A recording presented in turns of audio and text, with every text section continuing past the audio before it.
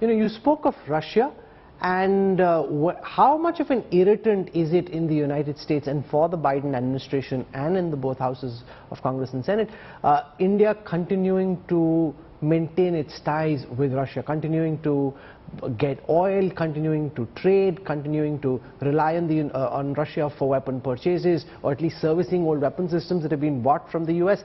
Is that question fully solved, and does it lie at rest, or is that still a simmering discontent?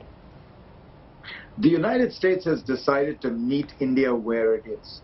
So I don't get the sense that the U.S. policymakers spend a lot of time worrying about some of these issues. There are irritants from time to time.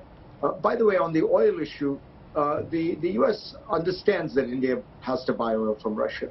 That is not a major irritant. In fact, the whole nature and design of the sanctions against Russia are designed to allow it to sell its oil, just at a reduced price, so that Russian revenues get depressed. But if Russia's oil was taken off the market entirely, oil would go to $200 a barrel, because there would be that much reduction of supply. So, and the United States understands this. So they know that Russian oil has to flow. They just want it to flow in a way that minimizes revenues to Putin. That's what they've achieved through the price cap, which forces Russia to sell oil to India at a discount, which is good for India and is good for the U.S.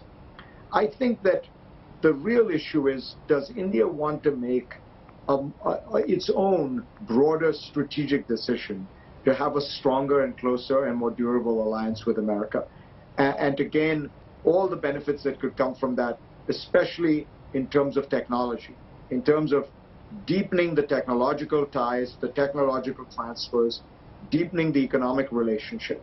I think it's enormously in India's benefit. India benefits much more than the U.S. because India is a poorer country. India needs the technology. India needs the advanced weapons. India needs those, the U.S. market more than the other way around. The U.S. needs India from a strategic point of view, but I think, let's put it at least this way, there are mutual benefits. So both sides should consider it in those terms. I do think India is a little too hung up on, the non-aligned past, some of this historical relationship with Russia. The Russians haven't delivered much for the Indians. I mean, they veto things in the Security Council, but the U.S. has not pressed the Kashmir issue for 20 years in the Security Council. So that, these are, again, I think a lot of what's going on here is the shadow of the past is inhibiting a move toward the future. And the reality is most Indians would be much more comfortable with a close relationship with America than a close relationship with Russia or China. I mean, India, as you know, Rahul, I mean, if you look around, you walk around India, it is America that they think about, look to, the Indian business want to do business with India. Indian students want to go to America to study. Indian NGOs look to America as the standard for how they should operate. So there's a real connection between these two countries. I very much hope that it builds. India is the president of the G20 this year. One of the irritants in the foreign ministers meeting was the Russia-Ukraine war, because of which the G20 couldn't come to an understanding on the wording of the joint statement. Where do you see the Russia-Ukraine war go from here? Ukraine seems to have started some kind of a counter-offensive. How successful is that likely to be? Where do you see the next few months take the Russia-Ukraine war? I think where we are with that war is that neither side has the capacity to win totally and decisively, but neither side is so weak that they will accept, a kind of some kind of humiliating peace deal. What that means is the war will continue. Both sides will fight. I think that the Ukrainians will surprise, as they always have, with their courage, with their discipline, with their military prowess.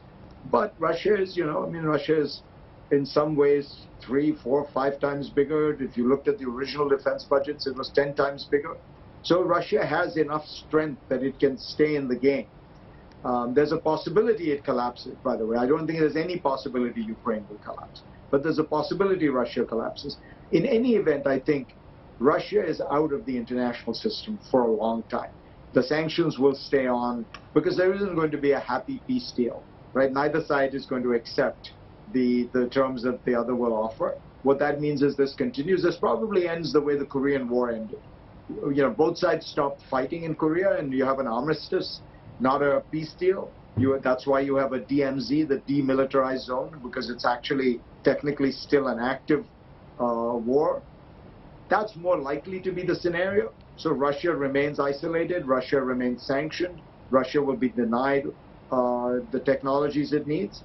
But it's inconceivable to me that Ukraine will give in. Look, once a country decides it wants to be free and independent, you know, the record of the 20th century is very clear. What Russia is trying to do is very similar to what France tried to do in Algeria.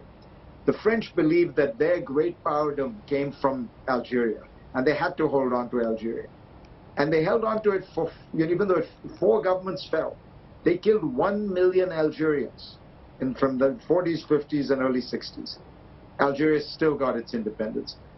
Russia could kill 1 million Ukrainians. Ukraine will still insist on being a free and independent country.